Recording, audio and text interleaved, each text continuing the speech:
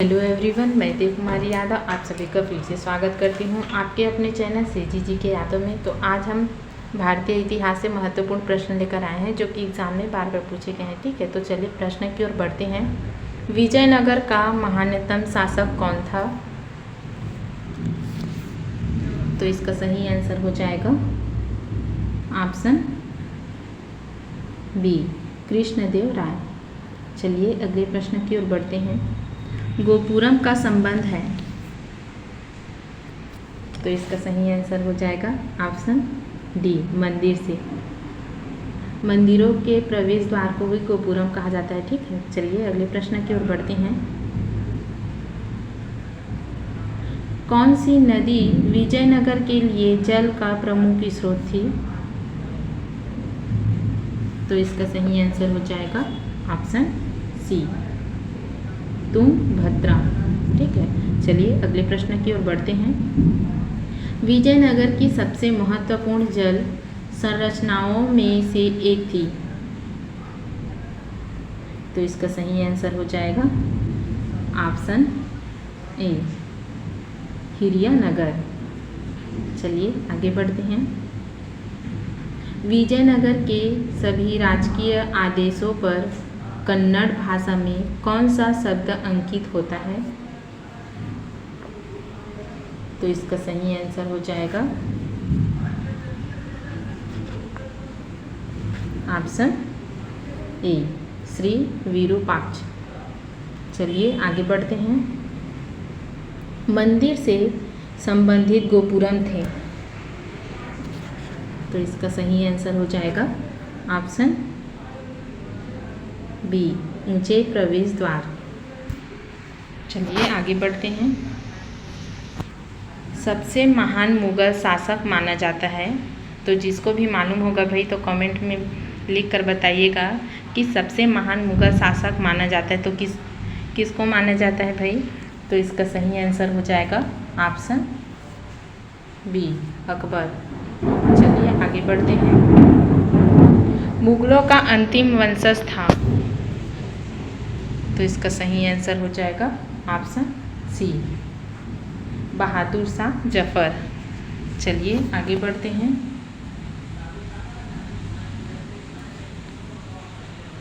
फारसी को मुगल दरबार की मुख्य भाषा बनाया,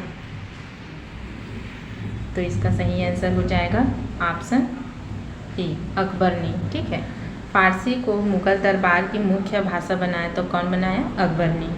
चलिए आगे बढ़ते हैं। बादशाहनामा का लेखक था, तो इसका सही आंसर हो जाएगा ऑप्शन बी, अब्दुल हमीद लाहौरी। चलिए आगे बढ़ते हैं।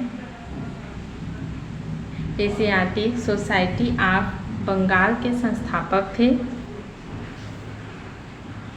तो इसका सही आंसर हो जाएगा option D, sir William Jones. चलिए अगले प्रश्न की ओर बढ़ते हैं। अकबर ने अबुल फजल से अपनी स्वयं के काल का इतिहास लिखवाया। प्राचीन काल में ऐसी परंपराएं कहाँ थी? तो इसका सही आंसर हो जाएगा ऑप्शन ए, चीन में। ठीक है, चलिए आगे बढ़ते हैं। अकबरनामा एवं आईने अकबरी के अनुवादक कौन थे? तो इसका सही आंसर हो जाएगा ऑप्शन ए, वेब रीज। चलिए आगे बढ़ते हैं। तंबाकू का सेवन सर्वप्रथम किस मुगल सम्राट ने किया? तो इसका सही आंसर हो जाएगा ऑप्शन डी, औरंगजेब। चलिए आगे बढ़ते हैं। किस ग्रंथ में आदम से लेकर अकबर के काल तक इतिहास मिलता है? तो इसका सही आंसर हो जाएगा ऑप्शन ए, बाबरनामा। चलिए आगे बढ़ते हैं। तंबाकू पर किस शासन ने प्रतिबंध लगाया था। तो इसका सही आंसर हो जाएगा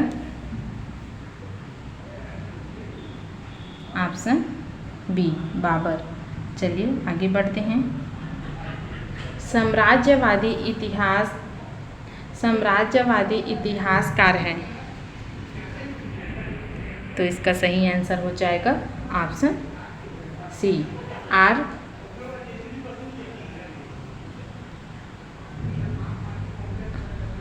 इसका सही आंसर हो जाएगा ऑप्शन सी, आर.पी. त्रिपाठी। चलिए अगले प्रश्न की ओर बढ़ते हैं।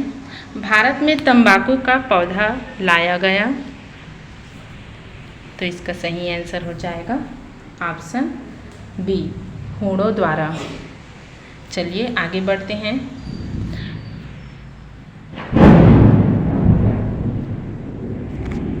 आइन ए अकबरी के अनुवाद भूमि को कितने भागों में बांटा था। तो इसका सही आंसर हो जाएगा ऑप्शन सी, 5 भागों में। ठीक है, चलिए आगे बढ़ते हैं। सन 1600 से 1700 के बीच भारत की आबादी लगभग बढ़ी थी। तो कितना बढ़ा था भाई।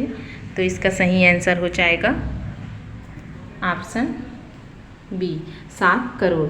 चलिए आगे बढ़ते हैं। अबुल फजल कृत का वर्णन है आइन ए अकबरी में किसके शासन। तो किसके शासन काल में आइन ए अकबरी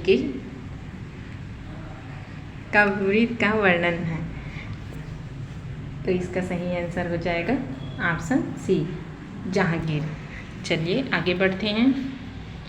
अकबरनामा की रचना किसने की। तो इसका सही आंसर हो जाएगा ऑप्शन बी, अलबरूनी ने अकबरनामा की रचना की।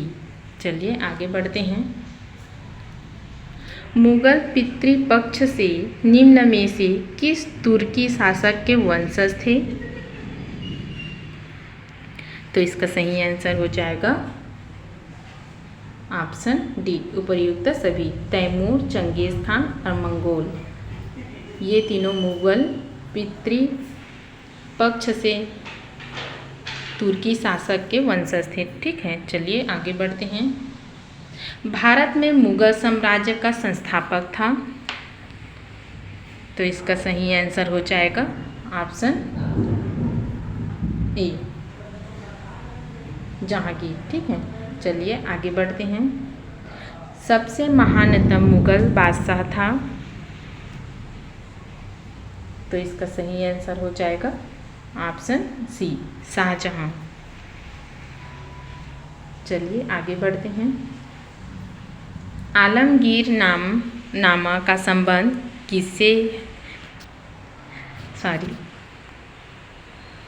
आलमगीर नामा का संबंध निम्नलिखित में से किससे है। तो इसका सही आंसर हो जाएगा ऑप्शन बी, जहांगीर। चलिए आगे बढ़ते हैं।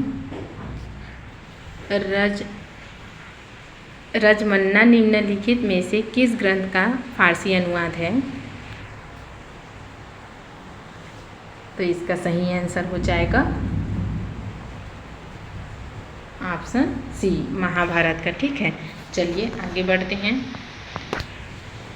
नस्तलीक का संबंध निम्नलिखित में से किससे है। तो इसका सही आंसर हो जाएगा ऑप्शन सी, सुलेखन शैली। चलिए आगे बढ़ते हैं। मुगल कालीन चित्रकला किसके काल में चरमोत्कर्ष पर पहुंची। तो इसका सही आंसर हो जाएगा ऑप्शन सी, शाहजहां। चलिए आगे बढ़ते हैं। गुलबदन बेगम ने किसके आग्रह पर हुमायूं नामा लिखा। तो इसका सही आंसर हो जाएगा ऑप्शन डी, अबुल फजल। गुलबदन बेगम ने अबुल फजल के आग्रह पर हुमायूं नामा ग्रंथ लिखा। चलिए आगे बढ़ते हैं। निम्न में से किस मुगल दरबारी इतिहासकार ने चित्रकारी को एक जादुई कला के रूप में वर्णित किया? तो इसका सही आंसर हो जाएगा ऑप्शन ए, मोहम्मद हुसैन। चलिए आगे बढ़ते हैं। बादशाहनामा की रचना किसने की थी? तो इसका सही आंसर हो जाएगा ऑप्शन बी, मोहम्मद कासिम। बादशाहनामा की रचना की थी। चलिए आगे बढ़ते हैं। फतेहपुर सीकरी को राजधानी किसने बनाया? तो किसने बनाया भाई फतेहपुर सीकरी को राजधानी? तो इसका सही आंसर हो जाएगा ऑप्शन सी, जहांगीर। ठीक है, चलिए आगे बढ़ते हैं। यासा राजकीय नियम किसने लागू किए थे? तो इसका सही आंसर हो जाएगा ऑप्शन बी, चंगेज खान। चलिए आगे बढ़ते हैं। हुमायूं नामा का अंग्रेजी अनुवाद किसने किया? तो इसका सही आंसर हो जाएगा ऑप्शन बी, जैटेट। चलिए अगला देखते हैं। अकबर ने दी-ए-इलाही का प्रतिपादन किस सन में किया? तो इसका सही आंसर हो जाएगा ऑप्शन ए, 1565 में अकबर ने दीन-ए-इलाही का प्रतिपादन किया था। ठीक है, चलिए आगे बढ़ते हैं। दिल्ली में चांदनी चौक का निर्माण किसने कराया? तो इसका सही आंसर हो जाएगा ऑप्शन डी, इस ऑप्शन में से किसी ने भी दिल्ली में चांदनी चौक का निर्माण नहीं कराया था। ठीक है, चलिए अगले प्रश्न की ओर बढ़ते हैं। 1560 के दशक में अकबर ने किस इमारत का निर्माण करवाया? तो इसका सही आंसर हो जाएगा ऑप्शन ए, आगरा का किला। 1560 के दशक में अकबर ने इमारत का निर्माण कराया था। ठीक है, आगरा में। चलिए आगे बढ़ते हैं। अकबर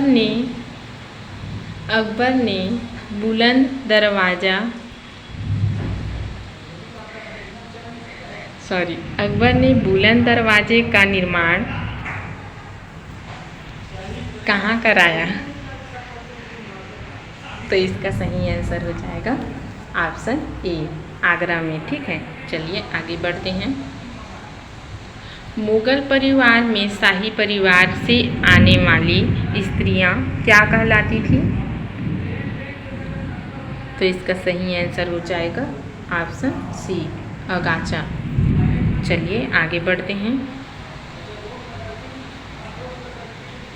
मनसबदारी का आरंभ किसने किया? तो इसका सही आंसर हो जाएगा ऑप्शन ए, हुमायूं। मनसबदारी का आरंभ हुमायूं ने आरंभ किया था। ठीक है, चलिए अगले प्रश्न की ओर बढ़ते हैं। मुगल शासन में प्रांतीय शासन का प्रमुख कहलाता था, तो क्या कहलाता था भाई? तो इसका सही आंसर हो जाएगा ऑप्शन बी, बख्शी। चलिए अगले प्रश्न की ओर बढ़ते हैं।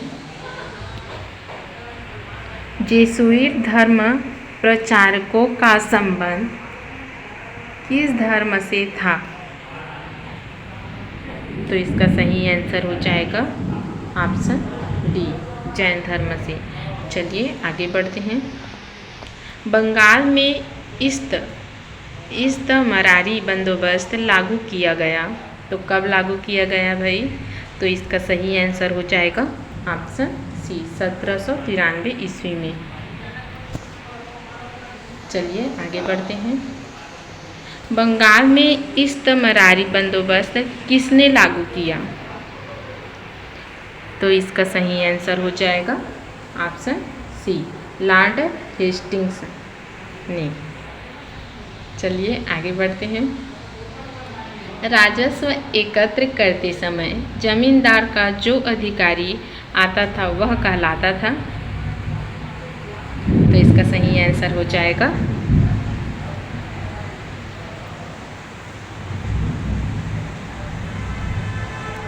ऑप्शन डी, आलिम। ठीक है, चलिए अगले प्रश्न की ओर बढ़ते हैं। 5वीं रिपोर्टर ब्रिटिश संसद में पेश की गई, तो कब की गई भाई 5वीं रिपोर्टर? तो इसका सही आंसर हो जाएगा ऑप्शन ए, 1717 में। चलिए अगले प्रश्न की ओर बढ़ते हैं। राजमहल के पहाड़ियाँ लोगों का जीवन पूरी तरह निर्भर था। तो किस पर निर्भर था भाई? तो इसका सही आंसर हो जाएगा ऑप्शन सी, जंगलों पर। ठीक है, चलिए आगे बढ़ते हैं। पहाड़ियाँ लोग किस प्रकार के खेती करते थे? तो इसका सही आंसर हो जाएगा ऑप्शन सी, मिश्रित खेती। चलिए इस वीडियो का आखिरी और लास्ट क्वेश्चन देखते हैं। पहाड़ी लोग जंगलों से इकट्ठा करते थे, तो क्या इकट्ठा करते थे भाई? तो इसका सही आंसर हो जाएगा ऑप्शन सी, बेचने के लिए रेशम के कोया और राल। ठीक है, चलिए आज के वीडियो में बस इतना ही। अगले वीडियो के साथ जल्द मिलेंगे। अगर वीडियो अच्छी लगी हो तो लाइक और शेयर कर देना। वंदे मातरम।